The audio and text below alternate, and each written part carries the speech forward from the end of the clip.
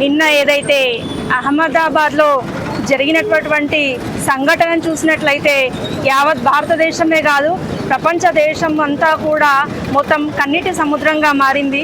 మరి టేకాఫ్ అయినటువంటి కొద్ది సెకండ్లలోనే మరి వాళ్ళకి సిగ్నల్ కనెక్టివిటీ అందకపోవడం కానీ, మరి అక్కడ ఇంజన్లో కొద్దిగా లోపాలు ఉన్నాయని మరి న్యూస్ ఛానల్లో కూడా వాళ్ళు వెల్లడించడం జరిగింది. మరి చిన్న లోపం వల్లనే ఇంత పెద్ద ప్రమాదం అనేది జరిగింది. కేవలం ఒక 30 సెకండ్స్లో ఇంత పెద్ద ప్రమాదం జరగడము, అందులో ఉన్నటువంటి వాళ్ళందరూ కూడా మరణించడం అనేది చాలా బాధాకరం. పుల్వామా దాడి భారతదేశంలో ఒక బ్లాక్ డే అయితే, మరి నిన్న జరిగినటువంటి విషయం కూడా మరి భారతదేశానికి ఒక చీకటి రాత్రిగా మేమందరం కూడా దాన్ని చింతిస్తున్నాము.